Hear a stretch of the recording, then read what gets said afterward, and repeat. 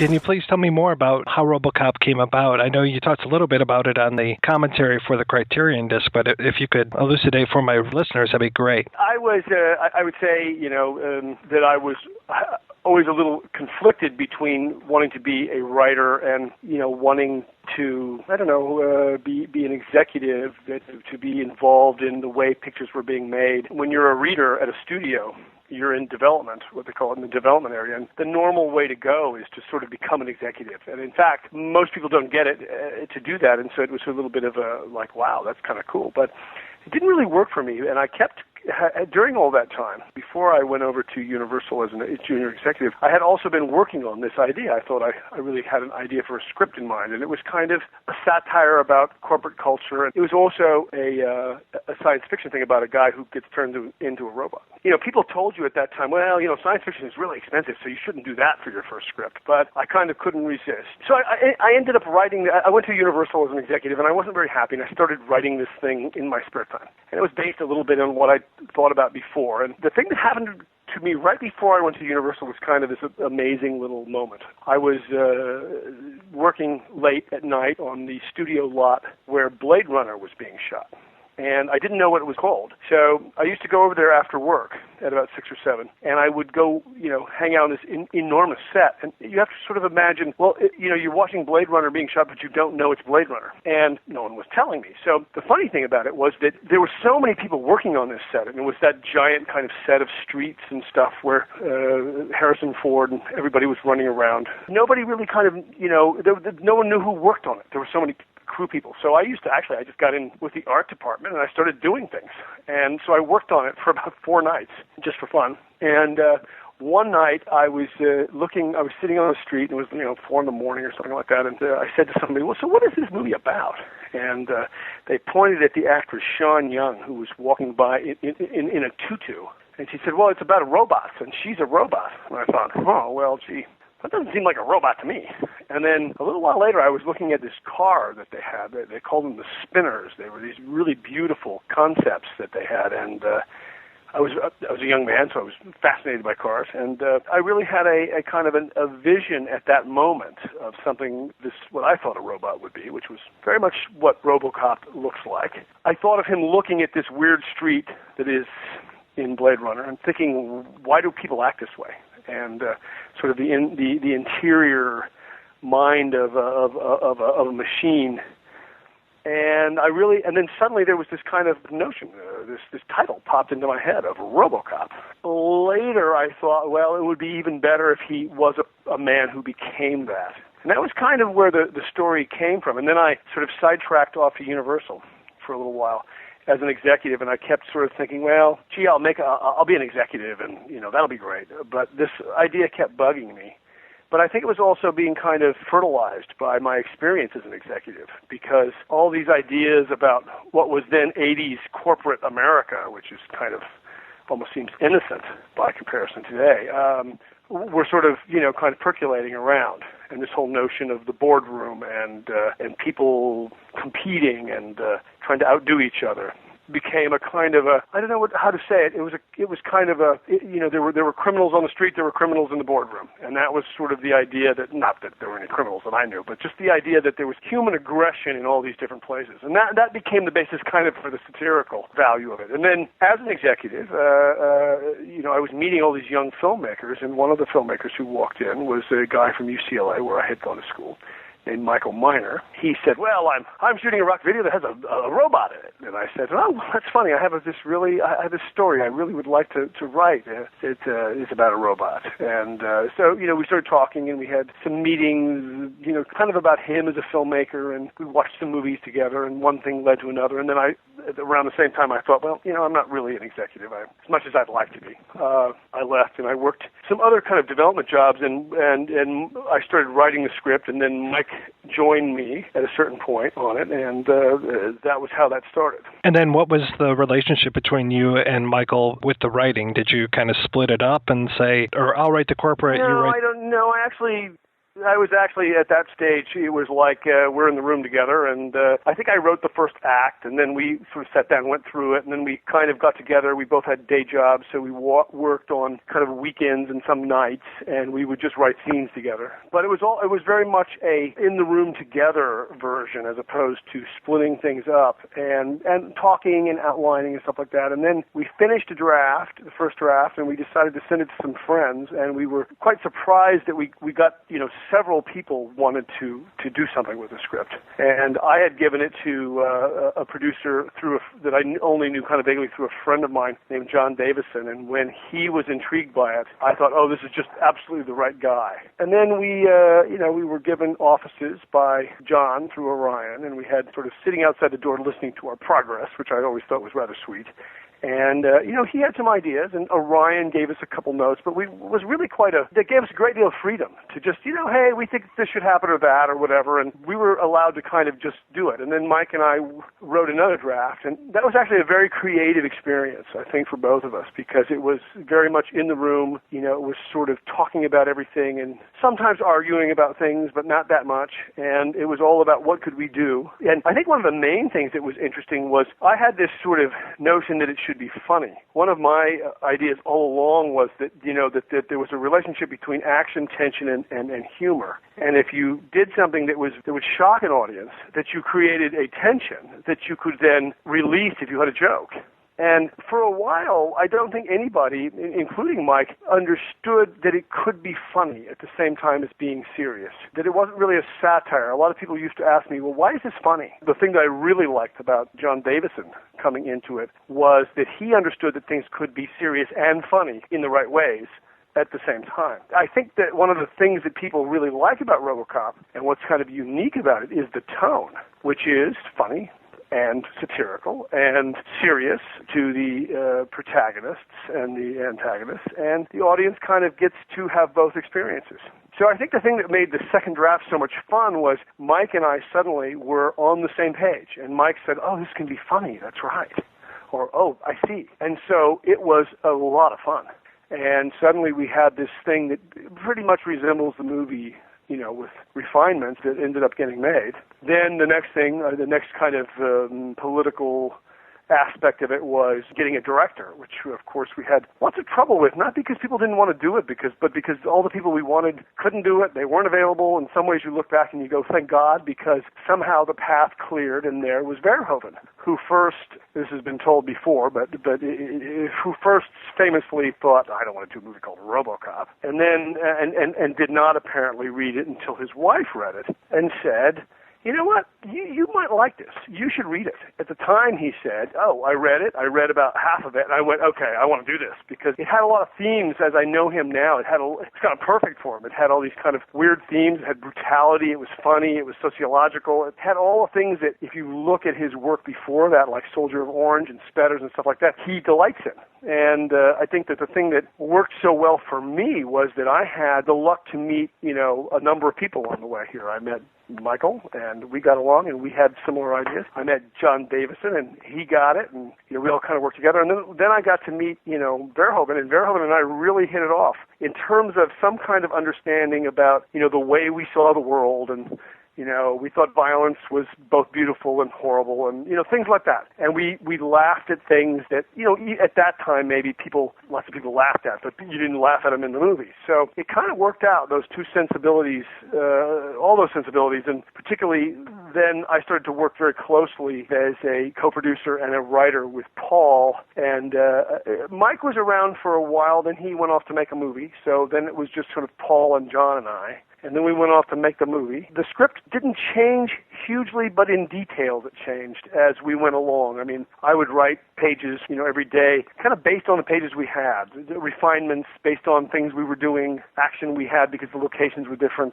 The actor, that actor could say this and they could do this. So there was a little bit of an adaptation that went through that part of the script. And then we finished in what was kind of a very tough shoot for many people, because I guess it was, I don't know why. I think Paul's a tough taskmaster, and I also think that we didn't have quite enough money, so that always makes it hard. But everybody was working very hard, and then we came back and we did quite a lot of post, and we did a little more writing, or I did a little more writing on the what we called the media breaks. The jokes about the Star Wars peace platform and stuff like that came in post-production. Was the idea of the media breaks always there, or were they more post kind of thing? Oh, no, they were always there. They were in the first draft, actually. That was kind of a weird thing for me, because I really wanted to do this notion of suddenly breaking frame and having news. In the very first draft, there was a media break kind of at the first act break. And some people went, well, what's that? I don't understand that. But John Davison was intrigued by them. And I said, I'd really like to do more of these. I think it's kind of a fun idea. So it became almost, I can only say this after the fact, but it became kind of a Brechtian idea that you would break in and out of it. But by the second draft, the basic sequence that you see in the movie is there, which is media break at the beginning, media break at first act break, second act break, and at the end. But it was funny, the end media break got cut out because we didn't really need it. We had a really good ending when he realizes his name. Yeah. And then there was one more scene with Anne as well, correct? There were a lot of little ends tied up. There was a thing about Bixby Snyder getting the actor being arrested for some sort of molestation thing. I mean, it was all very prescient and cool. There was that, and there was a thing, another promo for his show, which was called It's Not My Problem. There was a thing with Anne in the hospital, showing that she was alive but fucked up.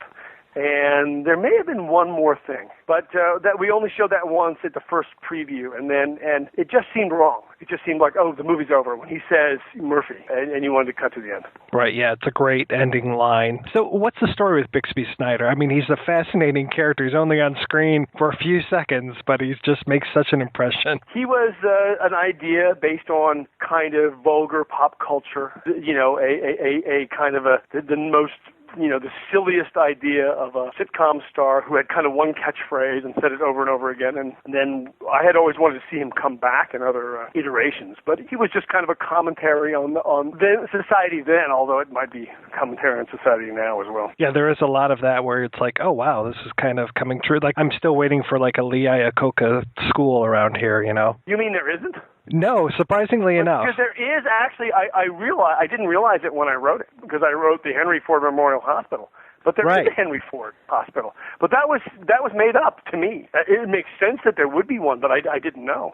I just sort of made it up. I was just playing around with car ideas. Well, it's nice that, it ties into reality and it gives it more of a sense of reality. And I love how the media breaks move the story along while also setting the world. And yeah, I think that's actually the most if I may say, not that I didn't realize until later what a great sort of little engine those things were for narrative. Because you could just get away with murder and say, well, then this happened, and then that happened, and then you got a sense of the whole world around you in very brief little ways, like there's problems in South Africa or Mexico or whatever that is. And so it gave the smaller story and kind of a larger context. So how much of the script, or how much of the movie, I should say, was ad-libbed versus what you wrote? Because all the lines, to me, are perfect. Whatever is said on screen there are so many quotable lines in that movie, even to... Yeah, I agree, and this was the movie where the writers and the writer I was on the set all the time.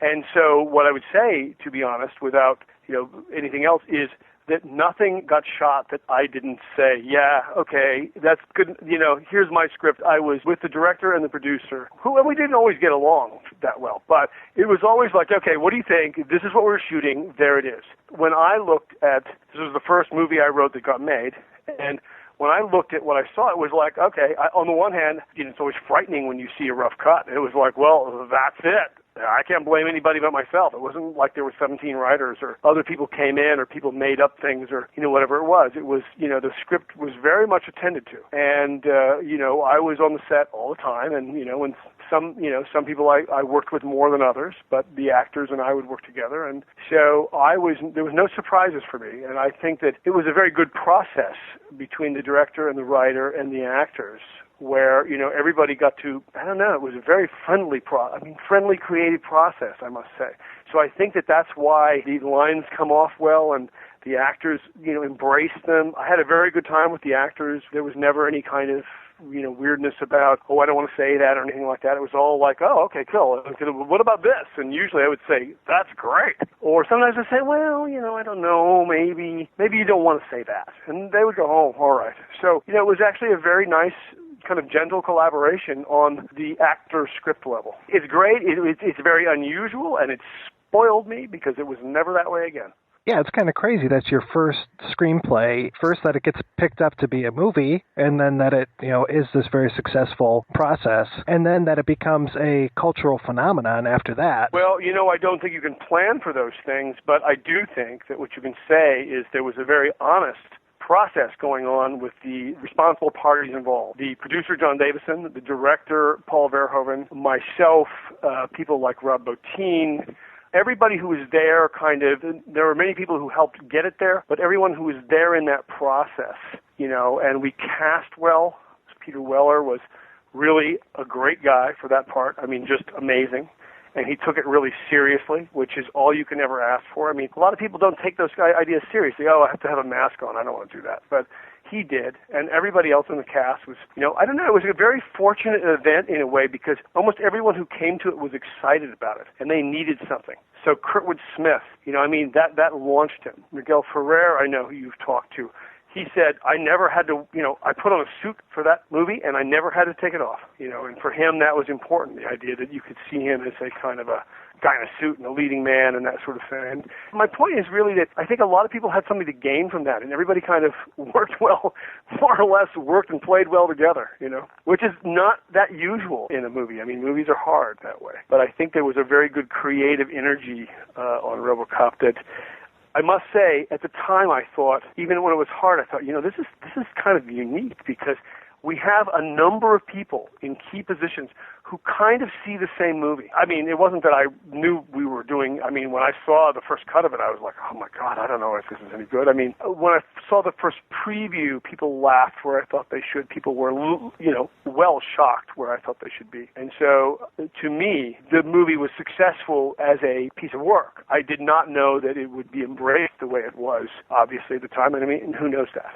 But I think that it is a very kind of potent male fantasy. To this day, I now know from experience that boys from 6 to 60 really relate to this thing. And I think that's another thing. But the strange thing also was that women related to it, and even older women related to it, which is a kind of an interesting side story. And I was always surprised when a 50-year-old woman would come up to me and say, I really like that movie. And I think they like the kind of knight in shining armor aspect of it. But I also think that in the mid and late 80s, there was a real fear of criminals at that time. It was kind of pumped up. People were afraid that they went to the ATM and they would be mugged or something like that. I want to talk more about RoboCop as a cultural phenomenon, but before that, I want to talk to you about RoboCop 2 and the whole corporate wars and how that kind of turned out and what happened with that. There were a number of things that happened there. One was that, again, I was not prepared for this, and neither was Mike. Mike had gone off and made another movie, and suddenly there was a hit. My goodness. They wanted another one right away. I didn't realize it, but I think Orion actually, they always want another one right away, but I think Orion was also in terrible financial trouble, so they probably really needed it. So they hired us to write a script, but they really wanted, what had taken a couple years to gestate and become something. They wanted it in a few months. And so we wrote a script, and then right as we turned in the draft, which was the first draft and somewhat rough, then a fairly big writer's strike of 1987 or 88 happened. And it was a big deal. It was the first time the writers were literally walked out. It was 5 months. And we couldn't write. We were a very high-profile writing team, and Orion got mad at us because we wouldn't write. I had just had a child born, and I needed my health insurance, etc. And I also thought, hey, come on, we're not supposed to do this. So they got mad at us, and they decided to hire somebody that I had recommended for another project, a guy named Frank Miller. And they hired him to write the script, and they formed essentially another company that made a deal with the Writers Guild so they could go forward. And they said, well, we're developing many RoboCop sequels. This one will be RoboCop 3. But that, of course, became RoboCop 2. And that's how that happened.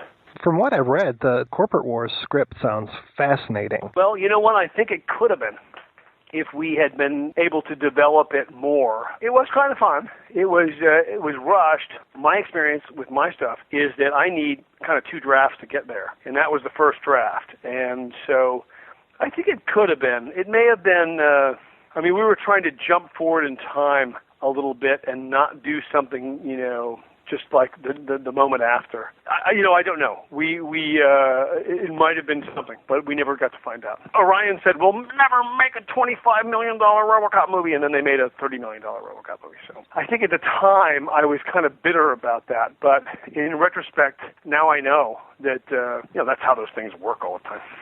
RoboCop's been adopted by pop culture so much, and it helps that it's been translated into so many different forms, comic books, TV shows, animated films. How do you feel seeing a character that you created translated into all these forms?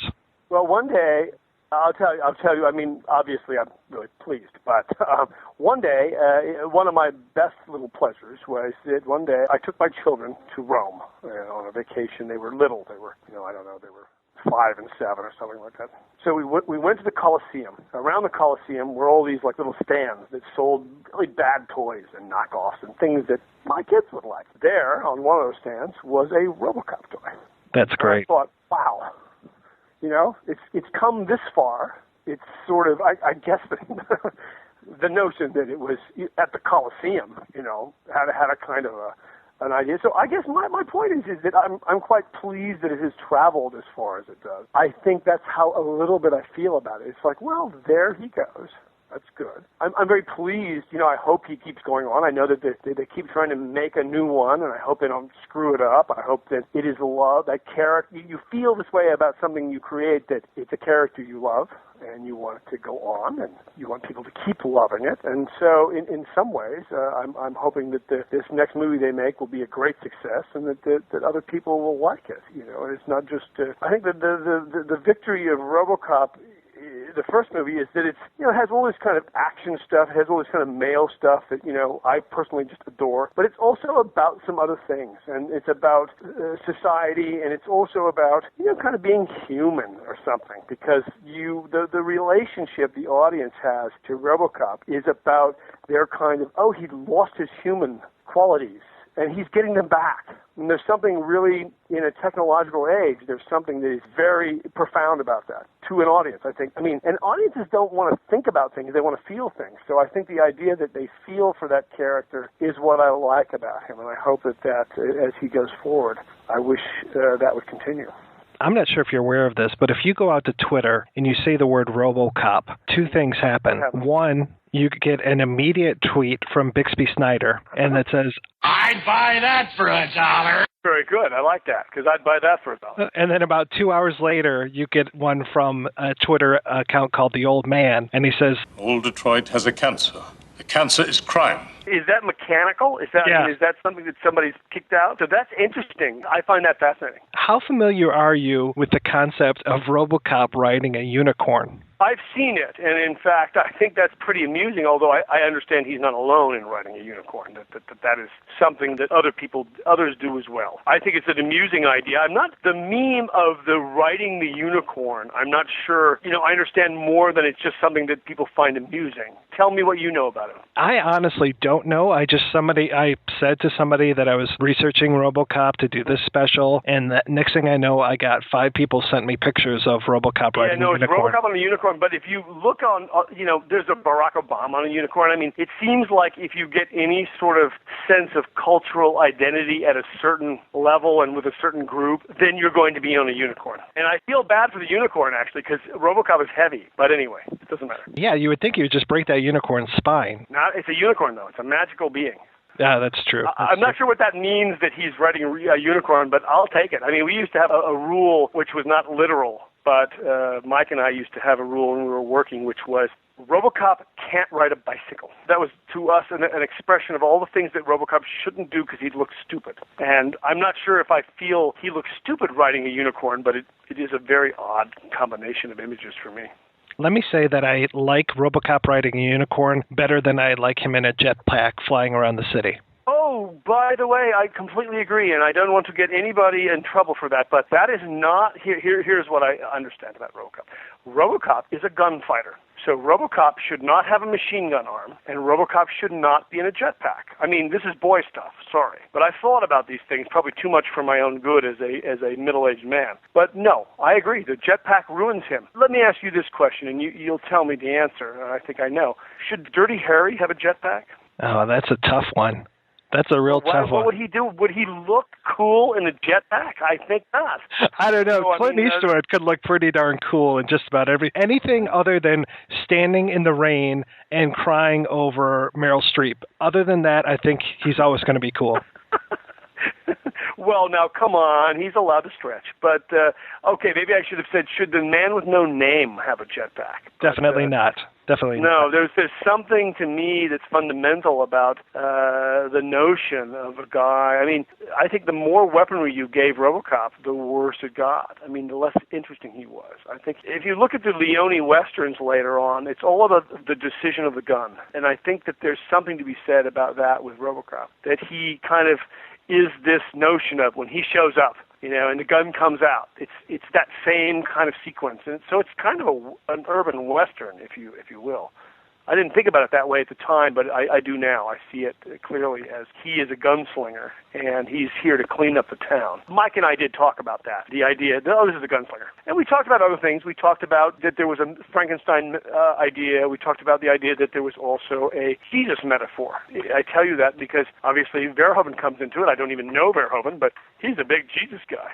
That, I think, was part of what intrigued him so much about the project, among other things. And if you look at it, of course, you look at that scene where Murphy is being shot to pieces, there is a moment where he is there, arms outstretched, almost crucified. But it's only a moment, and it's very subtle. And then at the end, there is, of course, RoboCop is kind of walking on water as he comes across to confront the bad guy. And these are things that I know inspired Paul a lot. And so these themes that run through things, whether they're gunfighter themes or Jesus themes, are kind of things that sustain you when you're making something, and they inform other decisions, and it's actually what makes it all kind of a little bit fun to do it. RoboCop, was he going to have a canine companion in RoboCop 2? He was in an earlier draft, and we had a RoboDog in it. And nowadays, they would have done it because it would have been easy to do. But in those days, pre-digital effects days, it was very difficult. I understand why we wanted it, and it was kind of like to humanize him and to say, he's a good guy, dogs like him and all that kind of stuff, and he's got a dog like him and all that kind of stuff. But in the end, I think it was one of those things that I was glad we couldn't achieve, and maybe it was just as well, because I think we were better without it. There's a whole website, too, that is questioning how much of RoboCop is man and how much is machine as well. I don't know if you've seen that one. I have not. I would say that RoboCop is really about, here's what I knew going in, is that, we had all these movies that had come before this about technology is an enemy. And my idea was we have to cope with technology. That was why it became a guy gets made into a machine. And therefore, I would say, one of the entertainment or the really character issues of RoboCop is that the audience likes is, oh my God, he remembers who he is. So I would say he's more man, he's more human than machine. He has his soul back is what I would really say it comes down to. And he has the benefits in some ways of being a machine. He's fast, you can shoot bullets at him and he doesn't die the first time and stuff like that. But it's really about human beings coping on a meta level. It's about human beings, will rise above machines. Now, let me tell you a story that was very important at the time. And this may not be something you want to include, and it may not be, pertinent to anybody. But here's where this comes from. When I was in college, I was a fencer. I fenced, what fencing is. What had happened, not right before I was there, but, kind of 20 years before, was that fencing had brought machines and technology and sensors into fencing. So for 400 years or 500 years or whatever it was that people fenced, people had to have judges with a good eye watching what you did, and you could say, that was a good hit, that was a foul hit, whatever that was. Then they brought machines in, and they brought sensors in, and suddenly you wore a vest that had a, whatever, and you could, if you hit something, if you just could barely get in there and whack somebody and hit the right place, you scored. And many people said, who were in the fencing world, said, well, that is the end of any intelligence. It's just about brute force. It's just about luck. It's sloppy. It's whatever it is. 5 years go by, and suddenly strategy, technique, and finesse come back. The human athlete, in this case, can adapt to the technology. And suddenly, you can't just be a brute whacking your way into the target. You have to be good. And so to me, that was something that informed RoboCop to me, was that we're going to cope with technology, and we're going to get better with it, and we'll cope. Might not be pretty, but we will cope. And we will be better, and human beings, the happy story, the happy ending, is that human beings will cope with technology. And that, I think, is an important lesson.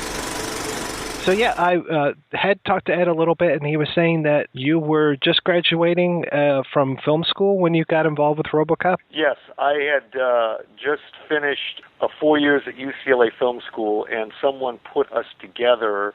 Ed actually saw a package of student films because he was a story analyst or an executive, I can't remember his exact title, at Universal. So he saw them, and then we had lunch and realized that we were working on cousins of ideas, similar ideas to each other, decided to leap before we thought about it and started writing this spec script called RoboCop.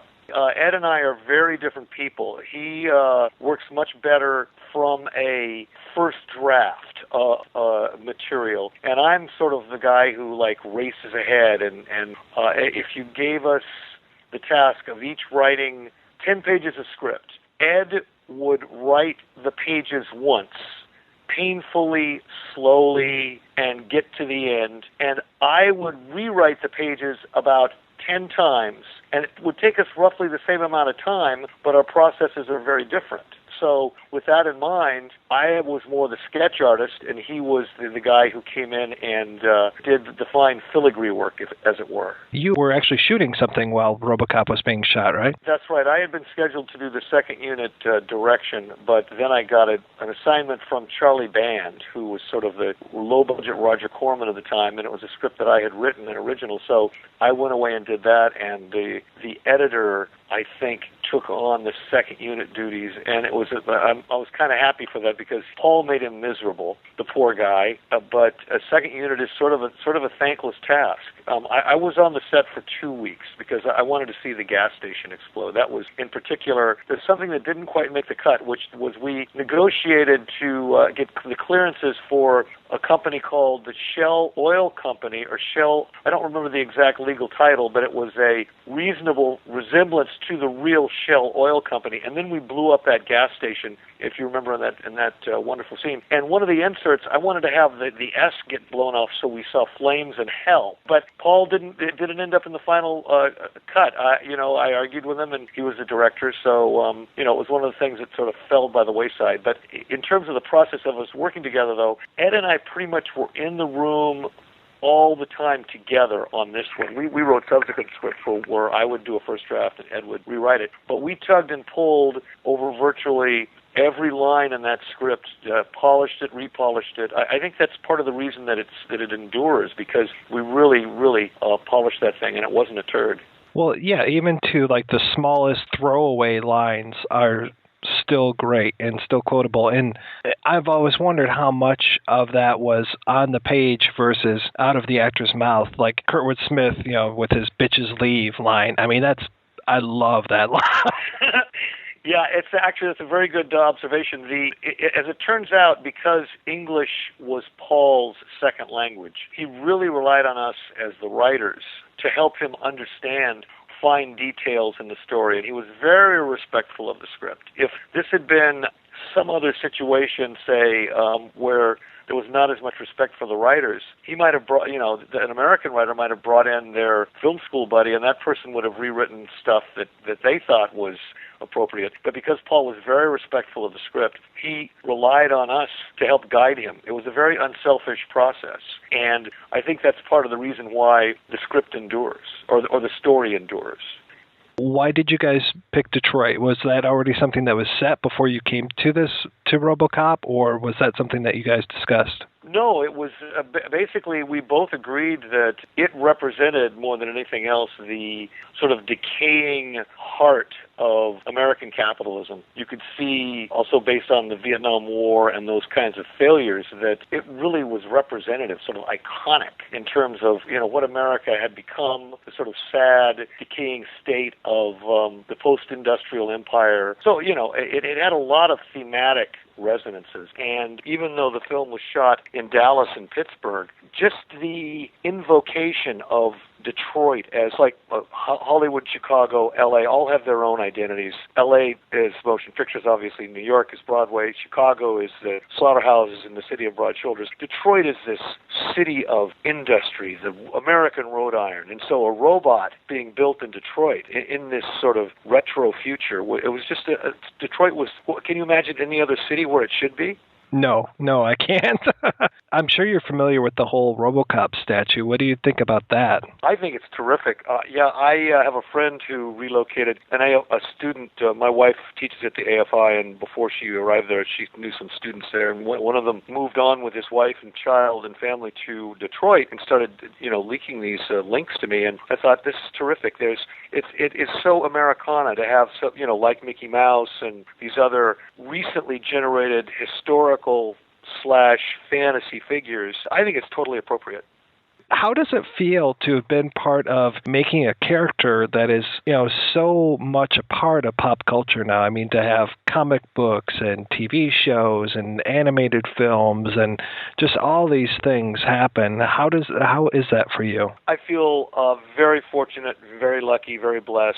I'm not really that surprised because during the shooting and the editing, I felt that we had lightning in a bottle. No one sets out to make a bad movie, but certain circumstances combine to bring films down a notch. But because Ryan had all of these platoon money, John Davison knew how to spend every penny and put it on the screen, Paul Verhoeven and his particular understanding of violence, the fact that Ed and I were not rewritten by somebody else, all of those things combined, there was a kind of kismet over this process that I saw it coming together, and I thought, wow, we may have really done it this time. So I'm not so much surprised as blessed. Now, in terms of Paul and his take on violence, I have a theory that both African Americans and European directors who were at the tail end of World War II have a completely different take and portrayal of violence compared to people like Tarantino and Robert Rodriguez, who basically have probably never seen anyone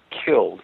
So their violence is operatic, orgiastic, has no consequences. But if you look at the Hughes brothers, John Singleton, Verhoeven, Polanski, people who have seen violence know that it is nasty, quick, and has consequences. So Paul really was the perfect person for this material. But then there's also the humor with the violence, which is just totally strange to me, but I love. Well, yeah, Paul also, I mean, considering where he's from, there's also this sort of Bruegel element, this sort of the human comedy which masks a kind of really ugly tragedy. The grin is more a leer, like the devil's grin. And there's an absurdism as well, because those low-lying areas, Holland and the Netherlands, France and Germany marched back and forth like Poland over those countries. So the take on the human tragic comedy, I think, is also influences his interpretation of our script. I love the way that the script tells its story in so many different ways as well. I mean, the whole news break kind of mocking media, but yet using that to push the story ahead was a brilliant idea. Thank you. Ed and I really had fun with that. I call that comic relief for a cynical decade because we'd just come through Reagan. So we managed to have a Star Wars weapon kill two retired presidents in Santa Barbara. There's the whole Pakistan Nukem Monopoly game. We really loaded up in terms of political satire. I'm very proud of the work that Ed and I did there. And then it's funny, too, how much has changed, but yet how much has stayed the same. I mean, the whole you've crossed my line of death. I think that's right from Gaddafi, Right. Corporate intrigue, which, Ed and I both, saw the advance of the corporations and the whole notion that a corporation enjoys the same protection as the individual. We really saw that coming and tried to show that palace intrigue. Right, and then the whole privatization of so many public works. I know once the genie is out of the bottle when it comes to RoboCop, you guys you lost control of the character, and it kind of did its own thing. I'm sure that putting RoboCop in a jetpack and stuff was not your idea. So how was it seeing your creation kind of go through all these different metamorphoses? It was kind of amusing and sad. I don't know if Ed told you the 3 rules we had that RoboCop couldn't do. He can't kiss a girl, he can't fly, and he can't ride a bicycle. Well, he can't be on a telephone. In number 3, what do? They do 3 of the 4. I think he's on a telephone and flies and kisses a girl. I think James Cameron and George Lucas and Ivan Reitman, to a lesser extent, with the writers of Ghostbusters, to control the franchise. And once you knock the writers off who originated it, it's going to lose its way. I mean, if you look at Death Wish 2, the Dirty Harry sequels, there may be the core actor there or a certain essence, but much of what worked in number 1 does, and unless you're talking about somebody as brilliant as James Cameron, things will fall by the wayside. As promised, I was going to ask you about the sequel that you and Ed wrote for RoboCop. It's unfortunate that didn't get more than a first draft. We again, in terms of we were hired by Oliver Stone to write a sort of mentor novitiate story about the CIA's involvement in the Contra, and it would be Charlie Sheen and Paul Newman at the time. Paul Newman was the old spook, and he was bringing this new guy into this covert world. Oliver hired us right when we also were commissioned to write RoboCop 2. So Ed was in one room. I would barfed out a first draft of, we had a script that we were rewriting of something called Company Man that one of Oliver's buddies, Dale Dye, who is now, is a character actor and was a Marine. I don't know his actual portfolio in the military, but he shows up in a lot of as cameos and as a military person. And he had written this really clunky B script called Company Man. So we were commissioned to rewrite that, thinking about Charlie Sheen after Platoon and Paul Newman, sort of in the structure of Wall Street, the corrupt old mentor and the novitiate. And we were writing RoboCop 2 at the same time. So Ed and I outlined, and I took a pass at a first draft, and then the writer's strike hit. So there's a legal term called force majeure, in which if you are not in control of some force, act of God, major force like a hurricane or a strike, you can void the contract and move ahead. So they went ahead and hired the comic book artist Frank Miller, and at the time that was his first script. I don't think he's ever written anything that good, but this one was sort of at John Davison's direction, and they left our script behind. And we had a terrific action set piece, RoboCop's solving a crime and saving people's lives, and somebody comes out with an RPG and fires, and there's a direct hit. Blows him apart, and we have a title card 20 years later, and we come up on a Blade Runner world where these two executives are down in the sub-basement, a little bit like sort of the Batman, the skunk works of this OCP, right?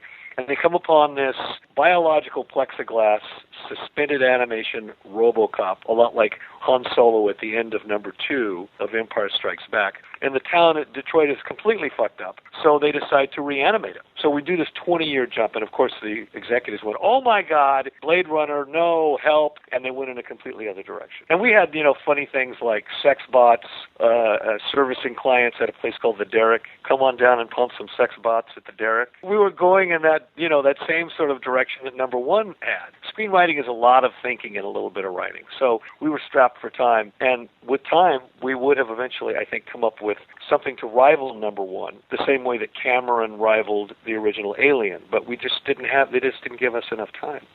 Yeah, you were saying that Ed needs the first draft to write off of, and if you only had the first draft... Yeah, and then we got force majeured, and a month later we were down in Central America researching the Contra for Oliver Stone. You guys got to revisit RoboCop 2 a little bit when you did the TV series, right? Yeah, that was kind of a fun experience. It was for Reicher, that had, I don't know where they got their money, but it was like they had this furnace in the basement, and they were throwing bales full of $100 bills in it to heat the building, you know. But we got to write what we wanted to, you know, and we came up with this neurobrain, this sort of romance that RoboCop has with a personality inside of a sort of science fiction computer. Like the computer had achieved a kind of emergence, which is such a big deal right now. They liked it, and they shot the pilot and made 13 episodes. And actually, there were several reviews that said that pilot was better than RoboCop 2. They were able to rely on the source, the people who had so much fun making that first one. And you know, I think it turned out okay. Yeah, well, you guys were definitely ahead of the curve, because while I was watching that, I was like, boy, did these guys see Johnny Mnemonic, only to realize that Johnny Mnemonic came after what you guys did, like years after.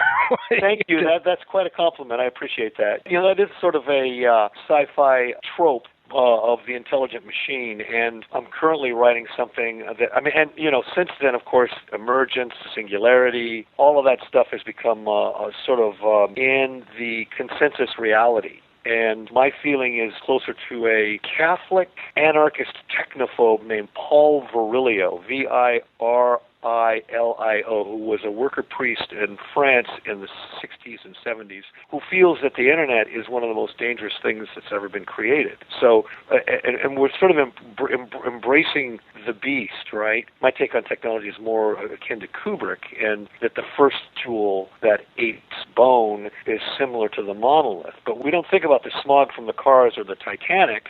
We think about the happy face, you know, the earth is flat, Thomas Friedman smiley face future, when in fact if the internet crashed, and it could because of our energy needs, people would be jumping out of windows. There would be hell to pay. Did you get the role? Because this was a pretty big role for a young actor, right? Yeah, you know, it's just a pretty mundane story. You know, I had an agent who submitted my name to a casting director, and her original vision was to have me in as one of the gang guys, one of Kurtwood Smith's group. And I read the script and said, I was fucking starving. I would take anything. But I said, I'd love to be one of the gang guys, but I really like this Bob Martin part, and I'd rather try that. And she said, okay, that's fine. We're not doing that one for a few weeks. We're doing the gang first, so just hang tight. And so over the next few weeks, I just was, what are you doing? Trying to second-guess the casting director. You're such an idiot that you're never going to get it. You're so stupid. But they had me in eventually, and I read like everyone else, and they had me back a second time, and they chose me. And to tell you the truth, that really jump-started my career. I mean, it changed my life, absolutely.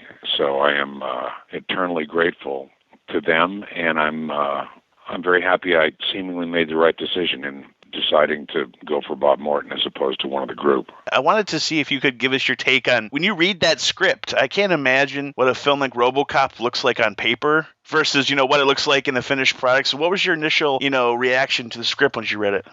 My initial reaction was very strong. I felt it could go one of two ways in the extreme. I thought it could be very, very good or very, very bad.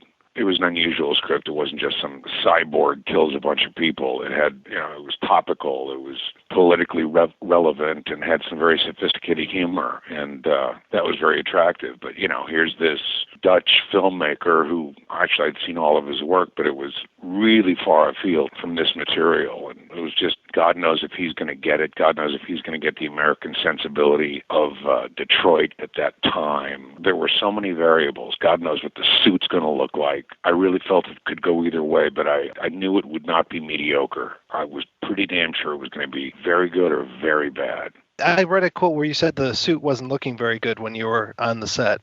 Oh, it looked absurd close up. If you're standing next to it, it looked like a guy in a wetsuit with a bunch of plastic glued to him, which is, in essence, that's exactly what it was. I was actually lucky enough to see some of the very rough-cut footage due to my friendship with Ed Neumeier, the writer. We became friends on the picture, and he got his hands on some early cuts with temp music and no color correction and, no sound design. And there were angles on that suit where it looked absolutely laughable. And throughout the shooting, Paul and Joost Vacano, his director of photography, really figured out the angles that worked and those that didn't. And in the final product, when they put in the sound effects of little servo motors and all that, I can't tell you what a difference that made. It really sold the whole robot aspect. But yeah, if you were standing around talking to Peter Weller at the craft service table in between shots under harsh fluorescent lighting, you would say,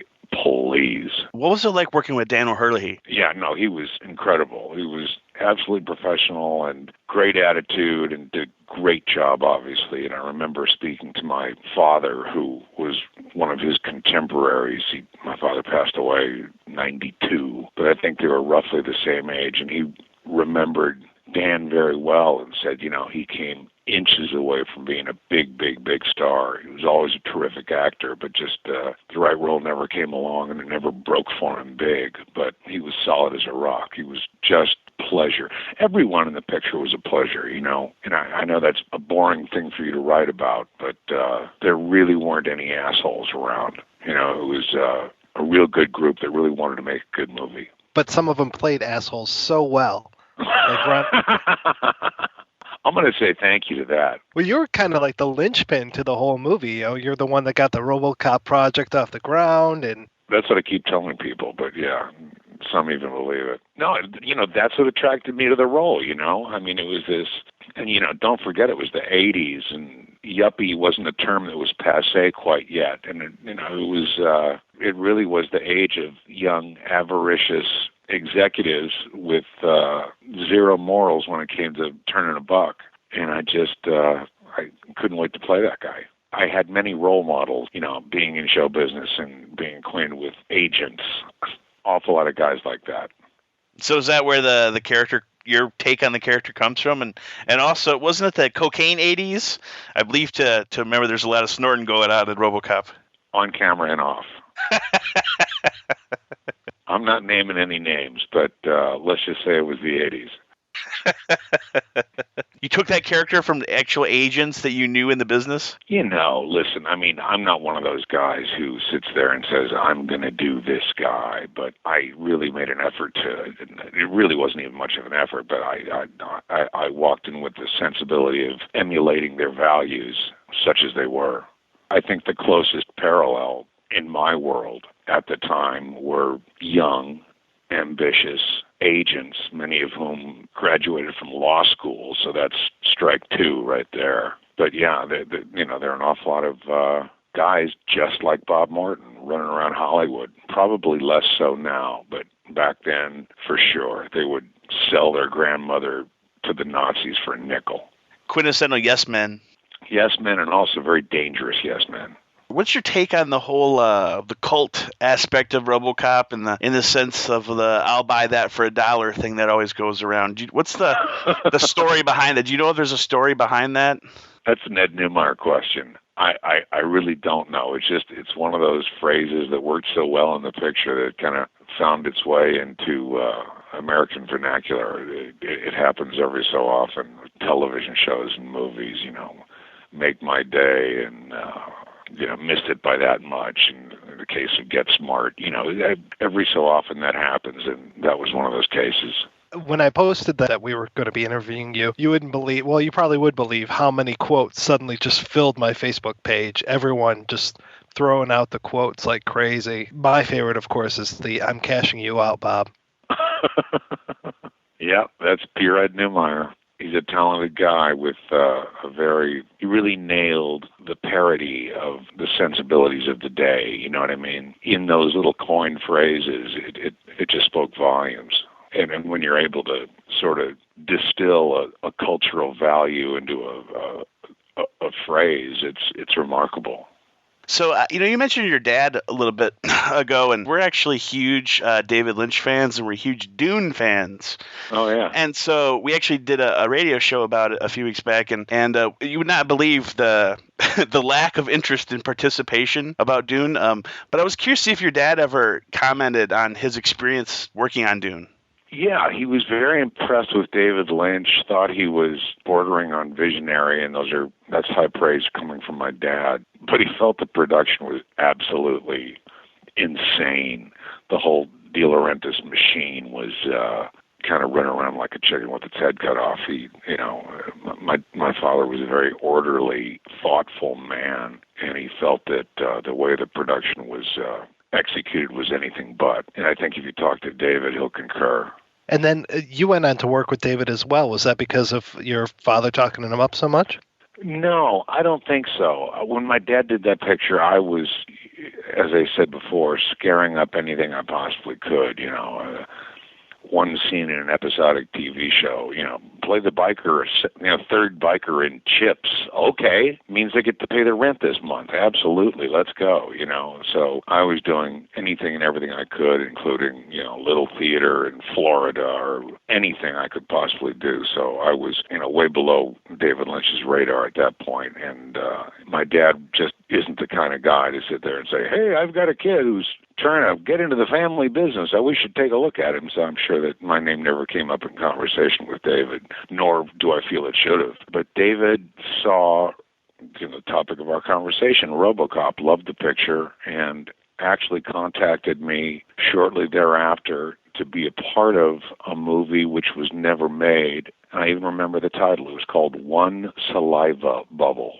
And it was part of his overall deal with De Laurentiis, and when that relationship fell apart, that picture went by the wayside and was never made. But he kept me in mind, and when Twin Peaks came around, he thought of me for the role of the FBI forensic pathologist, Albert Rosenfield. And, I got a call and said, you want to do this? And I want to read the script. And I said, I don't even want to read the script. David Lynch, absolutely, whatever. He wants me to carry a spear, I'll do it. And I remember walking into Mark Frost's office before we started shooting, and he'd sent me 2 scripts, and I had not seen the pilot. I think it was episode 2 and episode 3. I tried to read these scripts, and I didn't know what the hell was going on. Who's Laura Palmer? Who the log lady?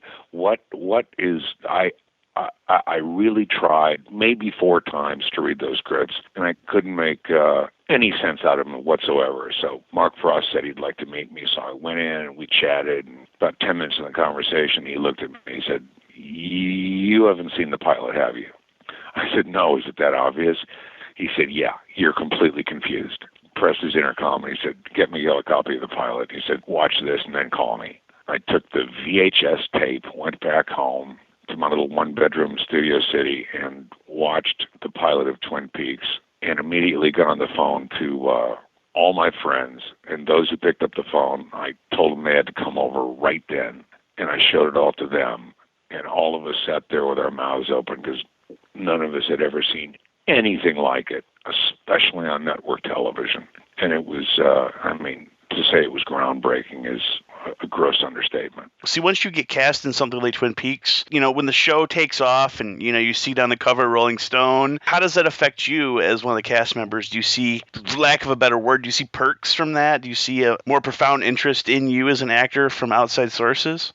Yeah, there's no question. It really elevated my profile, not to the same extent that RoboCop did, but in a different way, and it enhanced it, if you will.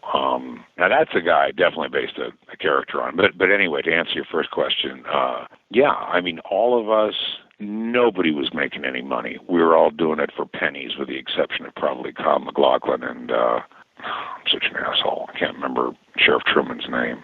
Michael Onekeen. Thank you, Mike Onekeen. Oh, God, I'm old. Those guys were probably making a couple bucks, but everybody else was working for peanuts and would have done it for free. We were all very well aware of what a special endeavor that we were lucky enough to be asked to be a part of. And so we approached every day with great excitement and knowing we were doing something special. And the whole fact that,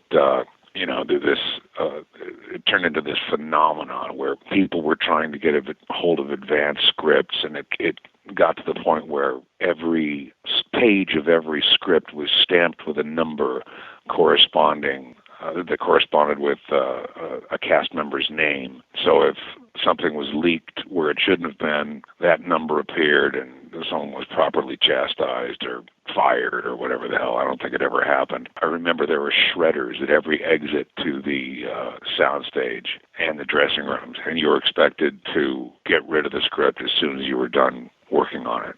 All right, so I got to ask who you based the character on.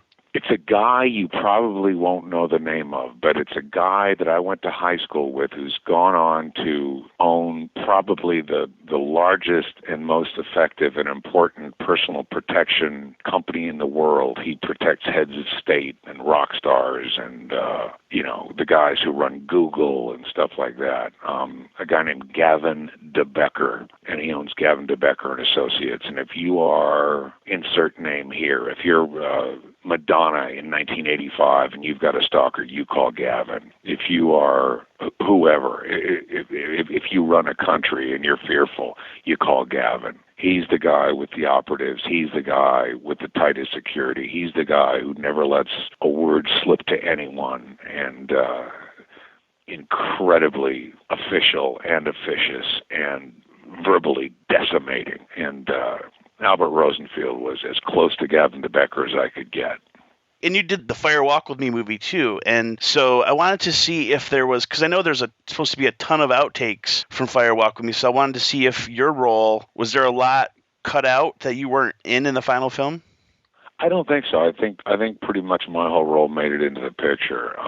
Some people loved that movie. Some people were disappointed in it. Again, I was just happy to be doing anything with Lynch, and I feel the same today. If he started making movies again on a regular basis, I would do anything for him. But my funniest memory about Fire Walk With Me, there was a scene with David.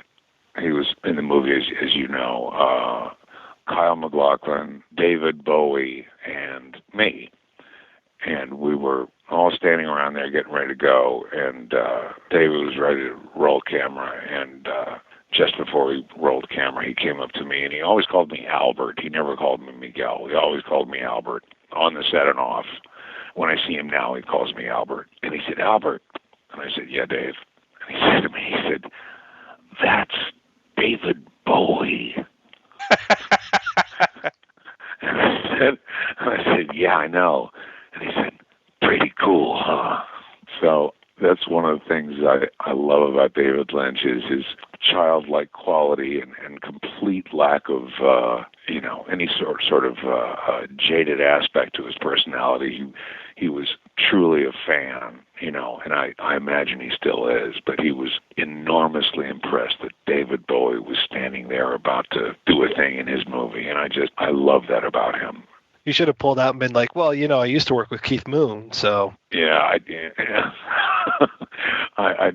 didn't want to take him off point. He was just really happy about Bowie, who, by the way, turned out to be an incredible gentleman. He's sitting around with a crew of grips and electricians and real working guys, and he signed everything for them, took pictures with them, never showed a minute's impatience with taking time to shake people's hands. And it was. I love it when people you greatly admire turn out to be so gracious, and sometimes it turns out the other way. But David Bowie was really just a lovely guy to be around. Nice. Yeah, Mike just name-dropped Keith Moon, and I would be totally remiss if I didn't ask you about how you became associated with him and what was that experience like working with him? Well, it was funny. To make a long story shorter, I had been working with this record producer who started off the Keith Moon solo album and since was fired or left. I'm not sure exactly what happened, but Keith Moon said to him, he said, I want to play most everything. He said, I want Ringo to play on a song. And he said, and then for one track, I want to get a young kid who plays well that no one has ever heard of.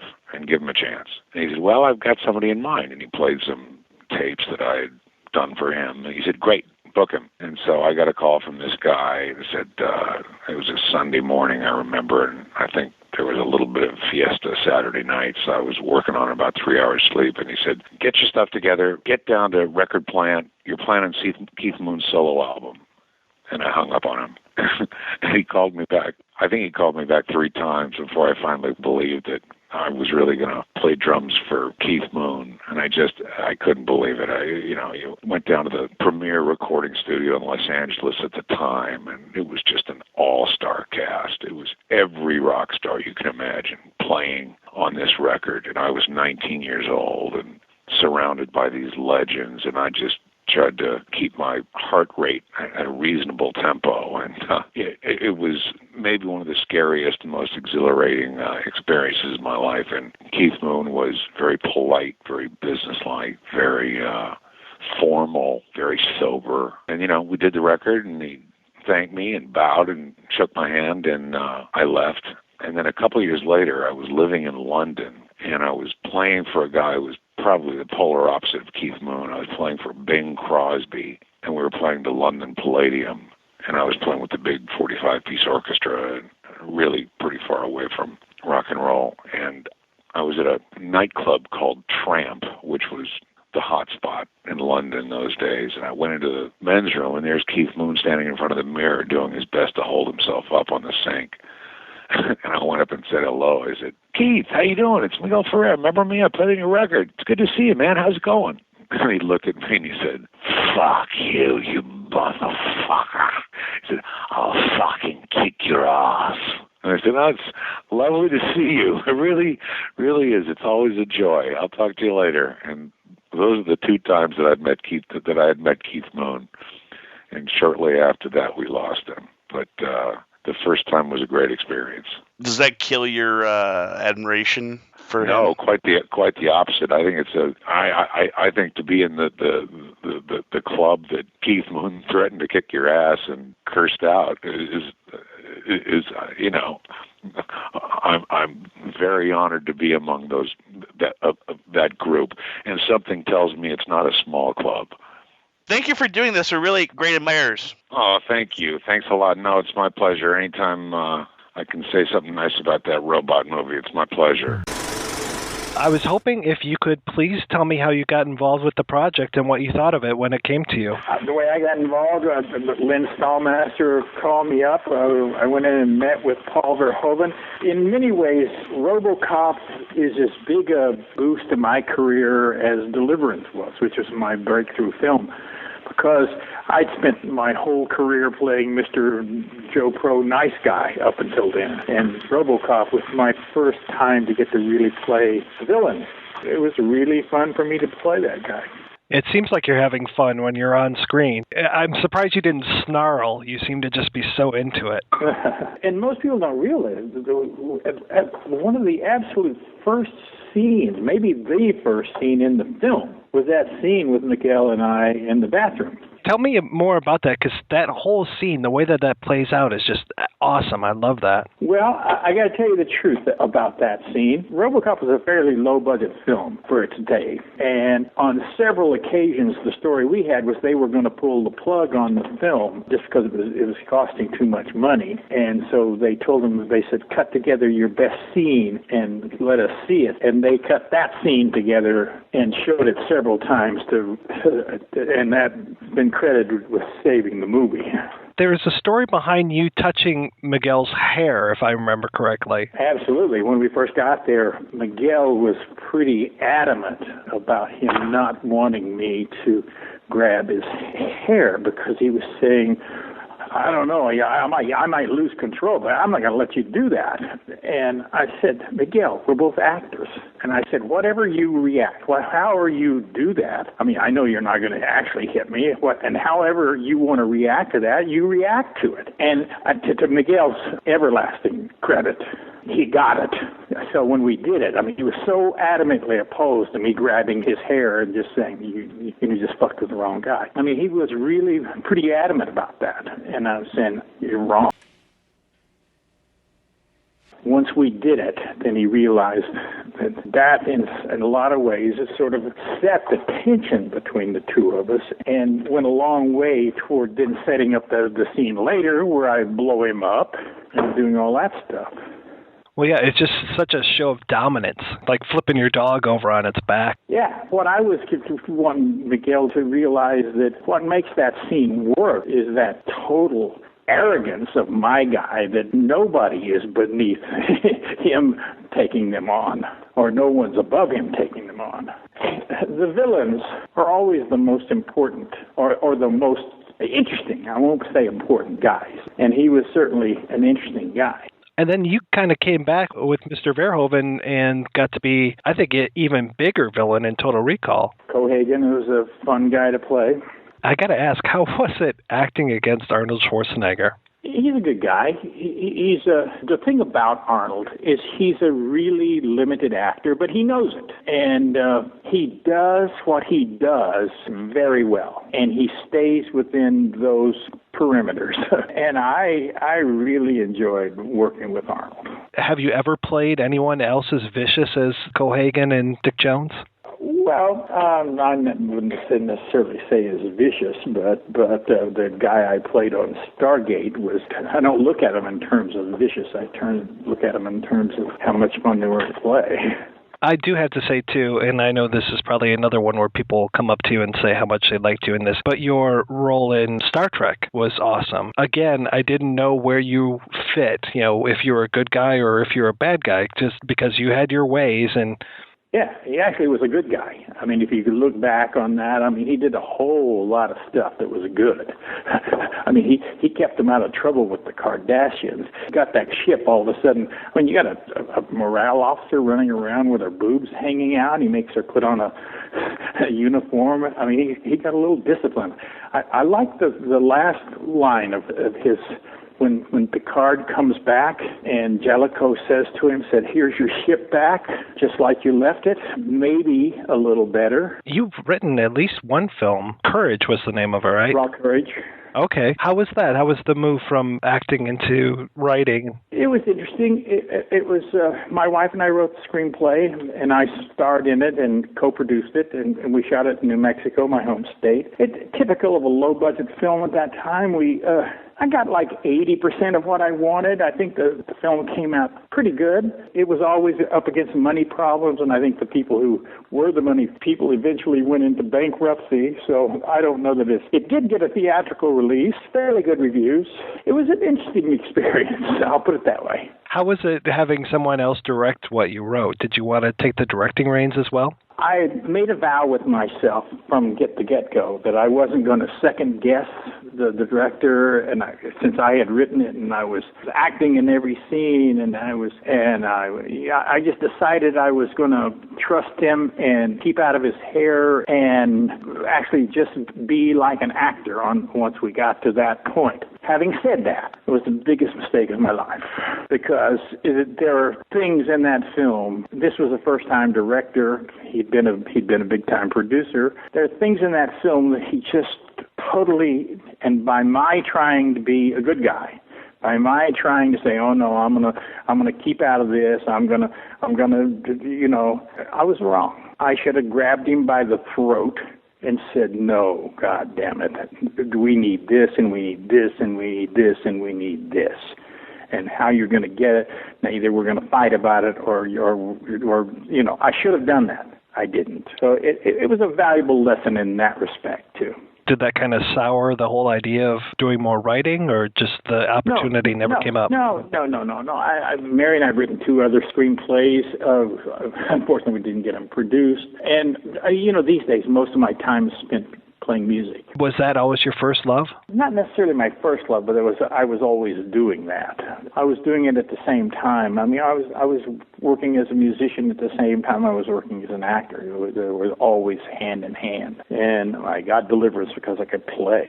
And my second big film was a film called Bound for Glory. And I picked and sang in that. And my first television series was a show called Apple's Way. And I picked and sang a song on that every week. So early in my career, everybody knew that I was this actor from New Mexico that also played music. But it's typical. I've had such success in the last 20 years or so of playing men of authority, I'll put it that way. Most of the time, guys in suits and ties, either heads of the military, head of Mars, or head of the Beverly Hills Cop, or presidents of the United States. I've played the president 3 times. Murdered 1600, as well as the Captain America, and I think I played the president in Martians Go Home too. So, and I played the head of CIA, and I've played a lot of times, business tycoons, guys that are authority figures, and generally in suits and ties, so that when people see me with a guitar in my hand, and then that sort of doesn't compute for them. You're the man. You shouldn't be playing the music, right? Right. What do you think about the whole push to get a RoboCop statue here in Detroit? Well, it seems to me it'd be better off putting a Beverly Hills Cop statue there. So after a lot of scheduling nightmares, I was finally able to hook up with Murphy's partner, Nancy Allen, for a few questions, too.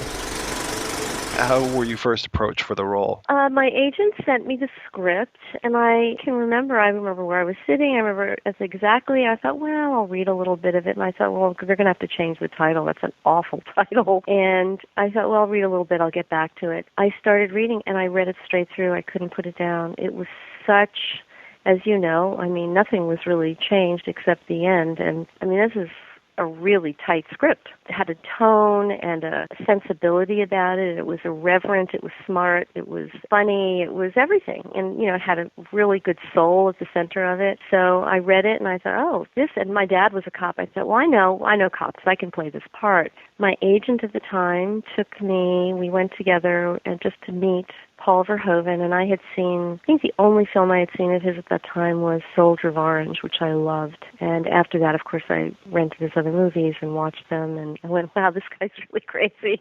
and then I went back and read, and in the room was John Davison, and there was Sally Dennison again, who had cast me in I Want to Hold Your Hand, and 1941, and I think Ed Neumeier was there. There was a whole lineup of people, and I read a couple of scenes, and then Paul gave me some direction. And in fact, I was reading with him, and I said, well, can I take a minute? And I went out and sort of thought about what he'd said and worked on it and came back in and then read that scene again. And I said, is that what you were looking for? He said, not at all, but it was very interesting. So,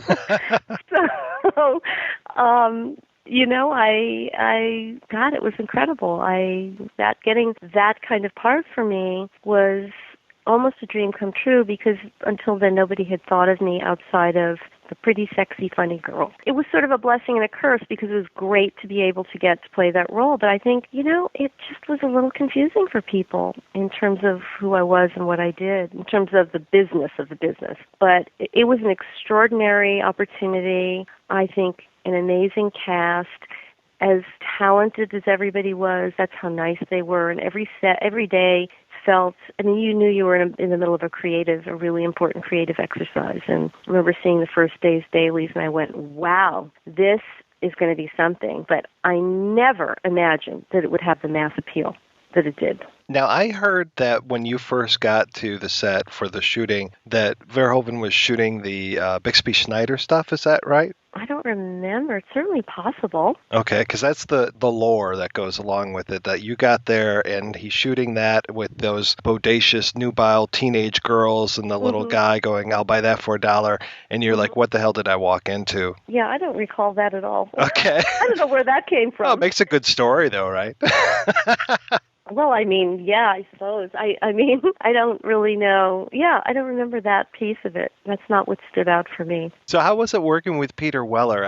Was he, I know that you worked with him in human form and then also in robot form. How was it working against him in all that costuming and all the as a robot? Well, there you have this amazing creature in front of you, and I could just see the tiniest bit. If I looked really carefully, I kept looking for his eyes. So, I just had to really work with what was in front of me. It was quite easy, and he was he's wonderful. I don't know that anyone, just the discipline to get into the suit and to wear the suit. And, the first one, I don't know if you know this, it took the first day that they got him in this outfit, in this costume, it took 10 hours. And I thought, wow, okay, either they're going to shut us down or we're going to be here for the next 6 months. And, they ended up getting it down to about 3 hours. But, because they literally were putting little screws and putting them together every day like that. And by the second one, they put snaps and they made it much more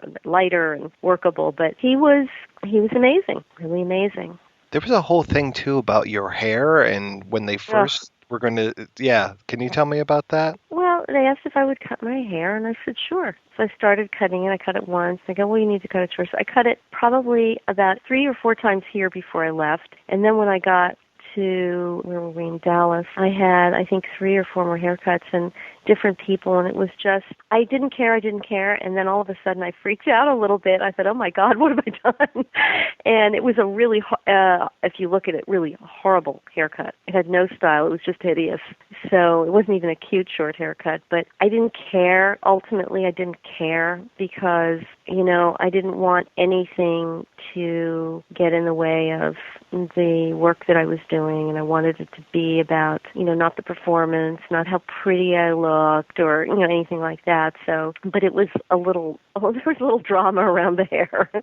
Initially, it was supposed to be longer, like when you took off your police helmet, it was going to flow down, right? Yeah, that's right. I forgot that. That's right. There was a thing where you take off the helmet and the hair cascades down. But, anyone who's familiar with Paul Verhoeven movies knows that would not be his sensibility. His is a very gritty, real look. And I think that was probably the first thing thrown out. You were one of the very few female cast members. How was it working on a set that was so, there were guns and action and all this kind of stuff? How was it being a woman amongst that? I was okay with it. I really enjoyed learning to use and shoot the gun. That was fun for me. All the guys were great.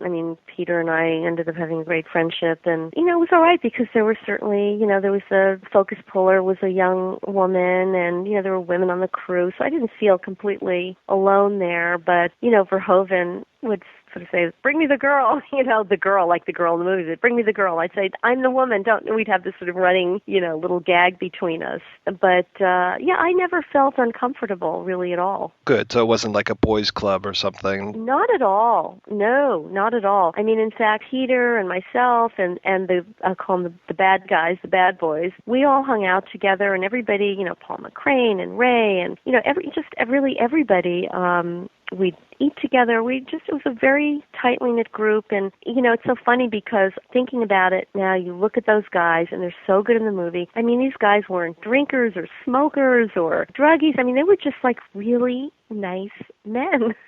And it's certainly a testament to their, extraordinary performances. They were rotten to the core in the picture. All gentlemen, and everybody was just so talented and so thrilled to be making this film. You could really sense that it was something special. I know you had kind of the opposite experience on RoboCop 2. I hate to ask you about it, but can you please tell me a little bit more about your experience on that? Well, let's see. The first script that I read had been developed and written by, I'm not going to remember the director's name, who did River's Edge. And it was fantastic, and I loved it. And then something happened, who knows, you never really know what happens, and he was off, and then Kirshner came on, and he was just horrible. Every day was horrible, and it was the worst. I would probably say the only really bad experience of my career. Every day was miserable for me. He destroyed, to me, from my feeling is he really destroyed the script. Everything that had continuity to it was gone. And he really didn't like me, and it was obvious. And it was a sharp contrast to the first experience. So I don't have really anything else to say about it. He was a very angry man, and I don't think he liked that he had to make a sequel, and from my understanding he wanted to recast me, and they said, well, this is a sequel, there's continuity. He literally was rewriting the script constantly, and you'd come in and the script girl would hand you a little piece of scrap paper and say, I'm really sorry, this is what we're shooting today. There's no love lost there, that's for sure. By the time you got to RoboCop 3, were you just kind of done with it? Well, I didn't really want to do it, but I felt that I'd had so much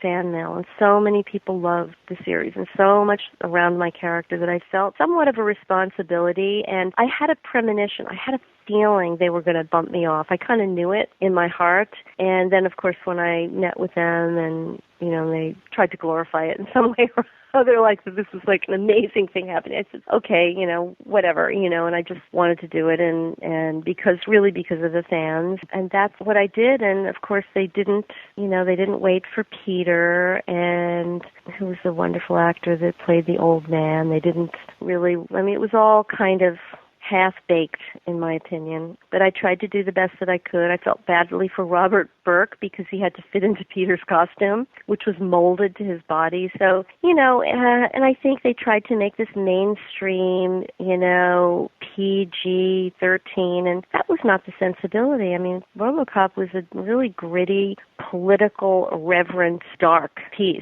And the minute you start turning it into a kind of a fairy tale, it just doesn't work. I always pictured you there, like, begging to have your character killed in this one so you didn't have to come back. Well, and certainly in hindsight, I was very fortunate. I've got a friend who's a huge fan of film novelizations, and I was just curious how you approach that and, how that has been for you. Especially, I'm very curious about the RoboCop novelization. I have to find that and pick that up so I can read it. That was my favorite. That and Dead Bang. I kind of tripped over it, and it was just serendipity. For a year, when I came out here, I started writing screenplays for Roger Corman because I had done a book on Roger. And I walked into his office one day and just said, "I think it's time I make a movie." So, okay. So I wound up for a year at Orion Films later on as their staff writer, and RoboCop was going to be done at Orion. And our paths never crossed. So there was a lady agent or a lady packager who was great, and she got my name and called me up. And the fellow who produced RoboCop was a friend of a friend. And so I sat down with the producer and the writer. They hadn't started to film yet. So I was working from a script that was probably going to be changed, because most scripts are when they're filmed. But I just fell in love with it. And so I wrote it as if it was a novel. I mean, a novel. And I used the script, I used the dialogue. The novelization has the original ending of the script, which is totally different than the movie. But I had a lot of fun with that, because I write mysteries, and I started out writing science fiction mysteries. So by that time I had done 4 or 5 novels. And this was a lot of fun. And Dead Bang was an ill-fated Don Johnson movie, but it gave me a good character. Once you have a good character, I mean, RoboCop is a wonderful character, and the character just lends itself to the printed page because there's so many facets you can explore in the character on the page that you might not fully get visually. When you did the novelization for the second RoboCop, did you do that as a sequel to your book or to the movie, or how did that work? Because I know that production was really kind of troubled as well. Oh man, that was beyond trouble, man. Yeah, they gave me by this point I was the official friend of RoboWriter, and so I got the second script. So the second book is the second script. So depending on what you think of the second movie, that's how you're going to feel about the second book. I tried to maintain a continuity between the persona of Robo in the second, but it was tough because it was meaner. It was a meaner movie, and translating the action sequences of that movie to the printed page was very, very difficult, because there are just so many characters involved. Some of the characters they're secondary and tertiary, so you have a lot of balls in the air juggling that, and it was tough to do. And for me, it wasn't as satisfying because the characters weren't as fully drawn in the script for me as the characters in the first film. I wanted to ask you about RoboCop and how you got to be involved with that one. Well, that was a funny situation because Mike Medavoy was in charge of that picture. He was, the head of whichever, was it Orion? I can't remember. Probably Orion. And he suggested me as the director. And John Davison, who was also a friend, said that he loved my work, but he just didn't see me as an action director. And then when Verhoeven got behind schedule, they brought me on as second unit director, and what I wound up doing was a lot of the action. So it's like ironic. So you didn't end up doing I'll buy that for $1 bit? No. I didn't do any dialogue scenes. I did lots of stuff of RoboCop and his lady friend driving around, and just chases with the van, and I did the shootout in the big cabinet room or whatever in the office, and I did somebody getting thrown through a plate glass window, and all kind of stuff like that. And you even directed that whole scene of RoboCop going through his house. I did that, yes. It's crazy to me because whenever I think of second unit director kind of stuff, which is I think how you're credited finally. I have no credit on the movie at all. Oh, okay. I didn't take a credit because I found out that it was a non-DGA picture, and I was in the DGA, and I would have got drummed out of the union if I had a credit on there. They offered me associate producer, and I didn't even want to take that. I didn't think that had any meaning as a credit. So I don't think I'm anywhere in the credits. Well, when I hear the term, and this is probably just my non-knowledge of the industry, when I hear that term, I think of doing smaller pickup shots and that kind of stuff, but it's, you did a wide breadth. Never with the principal players, and here I was working with the two leads in the movie all the time. That's what's really funny about it. That is not usually second unit. You're correct. Please tell me the origins of the project. I guess the way the idea started was interesting because it happened over Twitter. And so there was a gentleman living in Massachusetts who sent a Twitter message at Mayor David Bing, the mayor of Detroit, saying that Detroit should have a RoboCop statue because Philadelphia has a statue of Rocky and RoboCop could beat Rocky up. So it was this kind of funny thing. And what made it really funny and interesting is that Mayor Bing tweeted back saying that we have no plans to build a RoboCop statue right now, but thank you for the suggestion. And so that got passed around a little bit, and it kind of hit my radar, and it hit the radar of one of our collaborators on producing the statue, John Leonard. He created a Facebook group called Build a Statue of RoboCop in Detroit, and it got an awful lot of people signing up to it immediately. Within the first 30 hours or so. I mean, there were a few thousand people on it. People really having fun, talking about it, being kind of ridiculous, but in some cases crossing over to the idea of what if this really happened and how could we do it? A lot of my friends and I are very involved with crowdfunding projects. So, things like Kickstarter.com, and in some cases building our own systems where people can post fundraising goals and then others can chip in, even if it's $1 or $5 or more if they want to, and then aggregating that all together so many people can afford something, that no one could alone. So essentially we recognized that there was enough, energy around this where we said, well, we should just put up a Kickstarter for this and see what happens. So in preparation for that, we called a couple of sculptors and metal pourers around Detroit to get a rough budget for what it would cost. From what we heard, it sounded like $50,000 would be a good and reasonable number, where you could get a statue done. And we also, a group of us also work with a local Detroit nonprofit called the Imagination Station. And one of the initiatives of the Imagination Station is to create a new public artwork every season, so every 3 months. And we found ourselves in this situation where we had an artist who was all set to install something over on our campus, and their grant funding fell through on it.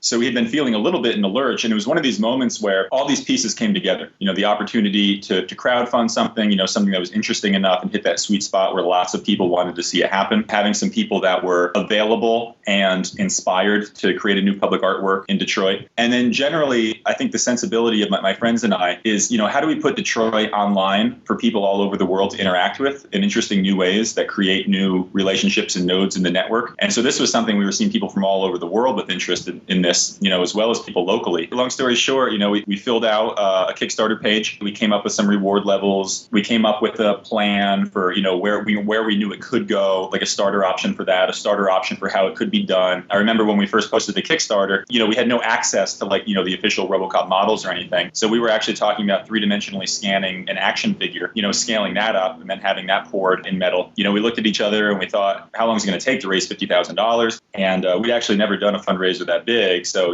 we set it for 44 days thinking it's still more than $1,000 a day. So we'll see what happens. I think we'll do it, but it might take some time. We pressed the go live button, went to sleep. And when we woke up the next day, it was obviously, generating traction. It was going viral. Like people were passing it around by themselves. And I think by the end of the first day, we had maybe a few $1,000s, in it already. And had a lot of people writing to us and stuff, a lot of artists reaching out to us who wanted to participate in helping make it real. We had locations from around the city reaching out to us. One of the more interesting people that reached out to us and who's joined the production team is this gentleman, Pete Hotlett, who actually runs a company called OCP, Omni Consumer Products, which is the evil corporation in the film RoboCop. He actually called us from Antarctica, where he was on a trip saying that he had been independently looking at, also trying to facilitate a RoboCop statue in Detroit after he had heard about this Twitter exchange. Basically loved that we had gone ahead and done this and that we were local, and said that he wanted to, support us and get involved through this channel. What ended up happening was,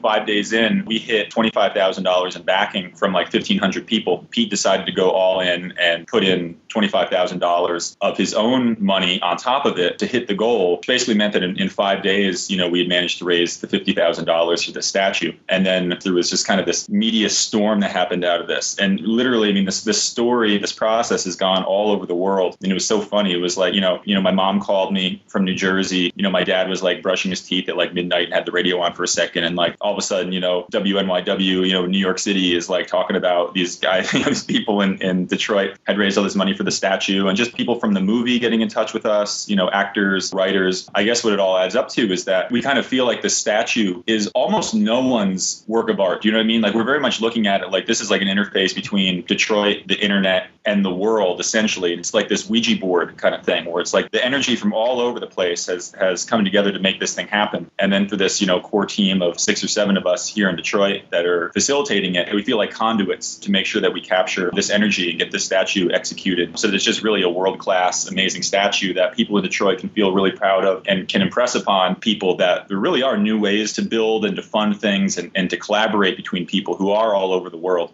And I think RoboCop is a great hero character that was inspired and set in Detroit. And I hope that, in some funny ways, like now RoboCop can kind of be this avatar for new ways for people to collaborate and fund, because he's really purely, in this case, the statue is a purely crowdfunded global event, that has Detroit as this host and the place that's getting this gift. So it's just been an adventure, man. It still is an adventure. Now, you said you had reward levels for the RoboCop project. What kind of stuff were people being rewarded with, and for what levels? Starting at $1, we created virtual RoboBacker badges, which look great. They're all customized. So basically everybody all have their own, I helped create RoboCop badge with this awesome original artwork that John made and their own name on and whatnot. And we have those all linked off of the blog at DetroitMeetsRoboCop.com. A high quality, simple thank you, if that's a thing. For a little bit more, I forget if it was 10 or 15 or whatnot, physical badges being mailed out. So kind of like buttons, simple things, your credential, carry this thing around you. And if you get pulled over, just flash it to a cop and just let them know that you're a supporter. You build RoboCops and they'll probably let you go. And then,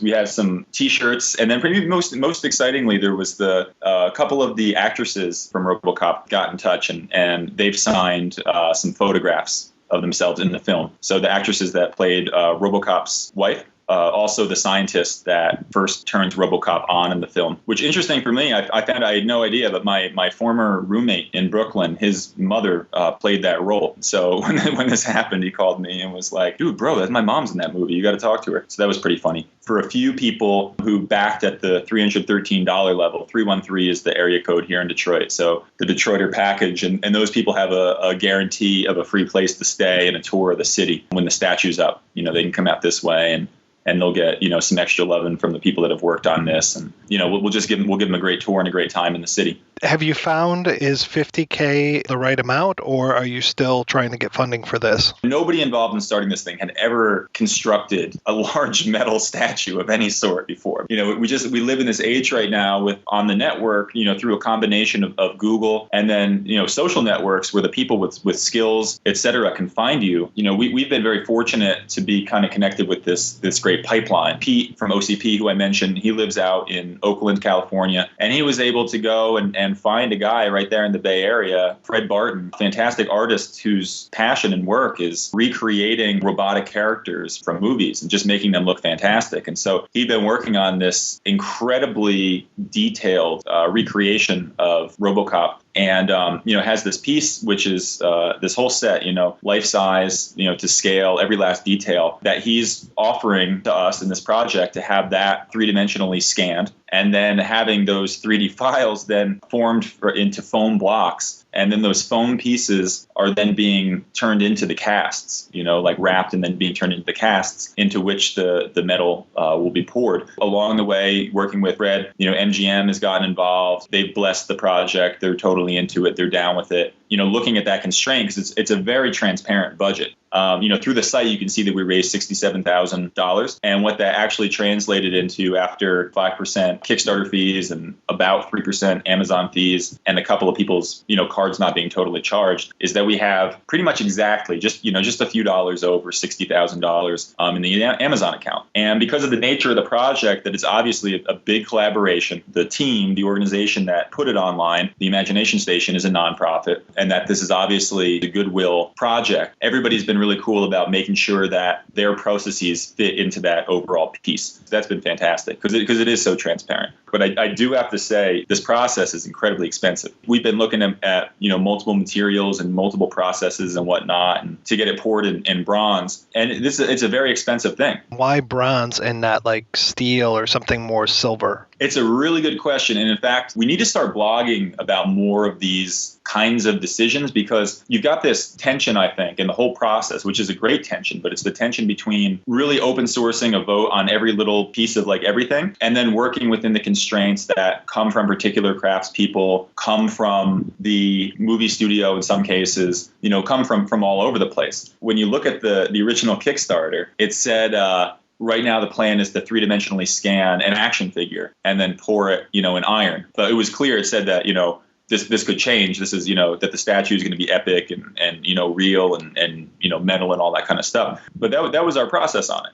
But as we've gone through the process, I think what people have really gravitated towards is making Robo up there with the most world-class statuary that exists. And in the case of statuary, you're really looking at, I hate this expression, always cracks me up, but bronze is the gold standard. It makes sense for us to roll that way with it. Where's it going to be built? The location that has been offered / promised, under the conditions of making sure the stuff that is annoying and doesn't always move at internet speeds, like, just the insurance and the liability moving into the future and whatnot, is on the campus of Wayne State University's Tech Town, which is a scientific research facility and a business incubator. It's an awesome location. It's right on, Woodward Avenue, right on, Woodward being the first paved road in America way back in the day, the main strip going into and out of downtown Detroit. We met up with Randall, who's the executive director of Tech Town. They're really trying to encourage, innovative processes like this one. He saw immediately that this is it's a technological innovation, it's a network innovation, and in some ways it's a social innovation just because of how the social cooperating and collaborating can happen. Now we're working through the details on that with them. Have you ever thought about maybe taking the money and building the rest of Joe Louis? Building the rest of Joe Louis? No, that would be hilarious. What is your projected timeline for this? When do you think everything will be in place? There's two answers to it, honestly. And this just comes from these are the behind the scenes, logistical things about this, which can be difficult, to assess. I mean, everything happening right now for getting it done is going well. We have the funds, we have location, we have, again, the pipeline. It's like everything from the studio to the artist with the best, most faithful RoboCop recreation to the scanning facilities and to the facilities in Detroit that want to do the pour. But it is an elaborate process. And I do have to say on this, one of the things, and I hope that people appreciate this, because this was a decision that we wrestled with some on the team, but it's one of the most important things, I think, is if we wanted to crank this statue out at a statuary facility, if we just wanted to work with someone somewhere else in the country to get this job done, we have found facilities that could have RoboCop done 3 or 4 or 5 months, right, is what they're telling us. But the thing is, I mean, part of the motivation for the whole project, like why we get interested in this stuff, is that you can have this kind of global crowdfunding, but then bring it back into a local place too. And I think it's very important with so many elements going on, so many moving parts about where this idea is originating from. It's a global collaboration. And it just makes sense for us to work with the facility that's in the city here, so that when Robo is made, it's important that there's that kind of spiritual imbuement to the whole thing, that it's done in Detroit. And so we found some great people to do that. But because of the nature of the, not being such a factory line, it might be next year before the statue is physically in place. I know we were shooting to get in for September 25th for the big comic fair where Peter Weller's going to be in the city and stuff. But we might have to do something else, special around that without a total unveiling. Give me your URL one more time so folks can keep up on the story. It's DetroitNeedsRobocop.com.